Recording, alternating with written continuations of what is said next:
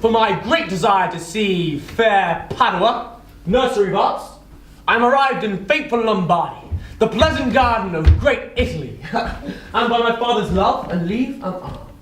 With his goodwill, and thy good company, my trusty servant, well approved in all. Here, let us breathe, and happily institute a course of learning and ingenious studies.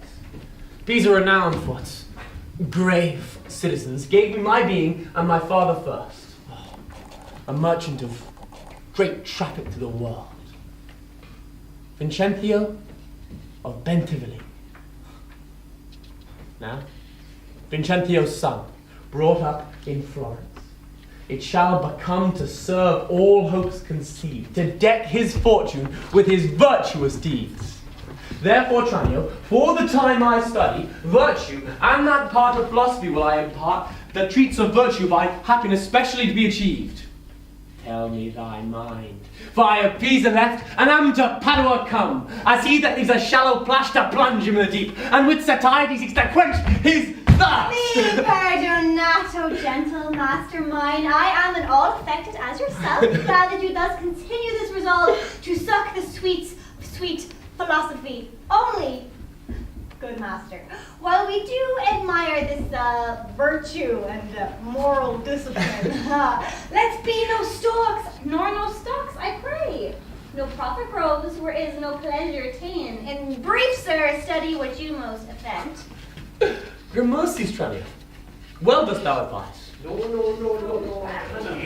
But stay a while, what company is this? Master, some show to welcome us to town. Importune no further, for how I firmly am resolved, you know, that is, not to bestow my youngest daughter before I have a husband for the elder. If either of you both love Caterina, because I know you well and love you well, leave shall you have to court her at your pleasure. To cart her, rather, she's too rough for me. There, Hortensio, will you any wife? I pray you, sir, is it your will to make a stain of me amongst these mates? Mates, maid? How mean you that? No mates for you unless you were of gentler, milder mold. Aye, faith, sir, you shall never need fear. I wish it were not halfway to her heart, but if it were, doubt not her care should be to comb your noodle with a three-legged stool, paint your face, use you like a fool. From all such devils, good Lord, deliver us. And me too, good Lord. Hush, master, this is some good pastime. This wench is stirred mad. Good evening, ladies. Wonderful forward. Oh, but in the other's silence do I see maid's mild behavior and sobriety. Peace, Tranio. Well said, master. Mom, and gaze your fill. Gentlemen, that I may soon make good what I have said. Bianca, get you in, and let it not displease thee, good Bianca, for I will love thee nonetheless, my girl. Oh, a pretty peach, 'tis best, a finger in the eye and she me why. Sister, content you in your discontent. Sir, for your pleasure, I humbly subscribe my books and instruments shall be my company, to look and practice by myself. Hark, Tranio, thou mayest hear Minerva speak. Signor Baptista, will you be so strange? Sorry am I that our goodwill affects Bianca's grief. Why will you mew her up, Signor Baptista, for this fiend of hell, and make her bear the penance of her tongue? Gentlemen, content ye, I am resolved. Go in, Bianca. Oh, for I know she taketh most delight in music, instruments, and poetry. Schoolmasters will I keep within my house, fit to instruct her use. If you, Hortensio, or Signor Romeo, you know any such, prefer them hither. For to cunning men I will be very kind and liberal to mine own children in good bringing up. And so, farewell. Caterina, you may stay, for I have more to commune with Bianca. Why, I trust I may go too, may I not? What? Shall I be pointed out the dummy like I do not want to say the word to me, huh? You may go to the devil's dam, your gifts are so good, none here will hold you. Their love's not so great, Hortensio, but we may blow our nails together and fast it fairly out. Our cake's dough on both sides. Farewell. Yet for the love I bear the sweet Bianca, if I can by any means light upon her fit man to teach her what therein she delights, I would wish him to her father. So will I, Signor Gremio. But a word, I pray you. Though the nature of our quarrel ne'er yet brooked parle, now upon advice, it toucheth us both, that we may yet once again have access to our sweet mistress, and be happy rivals to Bianca's love, to labour and effect one thing specially. And what's that, I pray? Marry, sir, to get a husband for her sister. A husband? A devil? Why say a husband? Well, I say a devil. Think though, Hortensio, though her father be very rich, any man is so very a fool to be married to hell. Hush, Romeo. Though it pass your patience and mine to endure her loud alarums, why no man there be good fellows in this world, and a man would lighten them. Take her with all her faults. And money enough? I cannot tell, but I'd as lief take her dowry with these conditions to be whipped at the high cross every morning. Faith, so you say. There's small choice in rotten apples.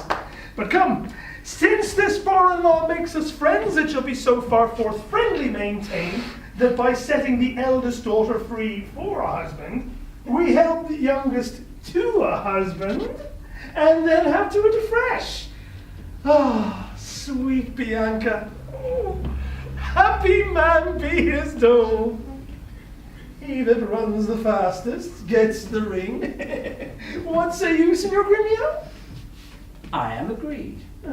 And would I had the best horse in Padua to start this wooing that would thoroughly woo her, wed her, and bed her, and rid the house of her. Come on.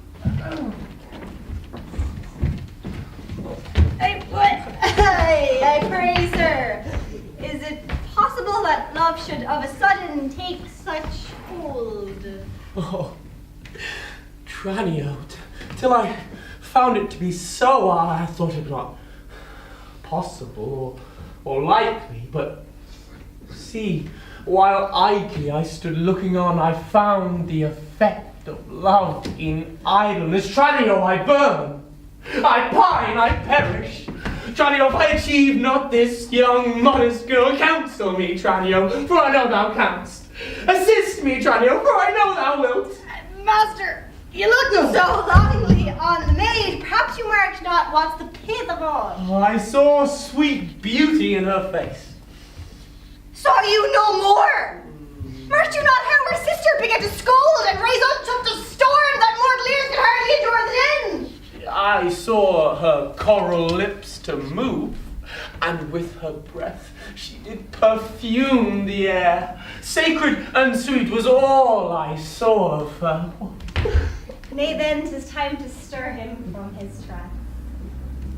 I pray, sir, if you love the maid, then taught him which to achieve her. Thus it stands. Her elder sister is so cursed and shrewd that till her father rid the house of her, master, your love must live a maid at home. Therefore has he closely mute her up, because she will not be annoyed with suitors. Ah, Tranio, what a cruel father's he. But art thou not advised? He took some care to get her cunning schoolmasters to instruct her. Ay, marry am I, sir, and now 'tis potted. I have it. Master, from my hand, both our inventions meet and jump in one. Keep house, ply his book, welcome his friends, visit his countrymen, and buy Basta! Content thee, for I have it full. We have not yet been seen in any house, nor can we lie distinguished by our faces for man or master. Then it follows thus. Thou shalt be master, Tranio, in my stead. Keep house and port and servants, as I should. I shall some other be, some Florentine, or Neapolitan, or mean a man of Pisa. Tranio, at once uncase thee, take my coloured doublet and cloak.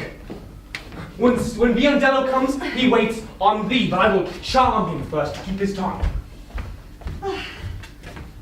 So had you need, if I, sir, so that your pleasures, and I'm tied to be obedient, so parting. Be serviceable to my son, quoth he. Although, I think 'twas, in another sense. I am content to be Lucentio, for so well I love Lucentio. Tranio, be so, because Lucentio loves. And let me be a slave to achieve that maid whose sudden sight hath thronged my wounded eye. Oh, here comes the road. Sarah, where have you been? Where have I been? Oh, nay, how now? Where are you? Master, has my fellow Tranio stolen your clothes? Or you stolen his? Or both? Pray, what's the news? Sirrah, 'tis no time to jest, and therefore frame your manners to the time. Your fellow Tranio here to save my life puts my apparel and countenance on, for since in a quarrel and I came ashore, I killed a man, and fear I was described. Wait you on her, I charge you as becomes, while I make way to save my life. Do you understand me? Aye, sir. Ne'er a whit. And not a jot of Tranio in your mouth. Tranio is changed into Lucentio. The better for him. I were so too. So could I, faith boy, to have the next wish after that Lucentio indeed have Baptista's youngest daughter. But, sirrah, not for my sake, but my master's, I advise you use your manner discreetly in all kinds of company. When I'm alone, oh, why then I'm Tranio. But in all cases else, your master Lucentio! Tranio, let's go. One thing more rest that I self-execute, to make one among these wooers. If thou askest me why, suffice it my reasons are both good and weighty.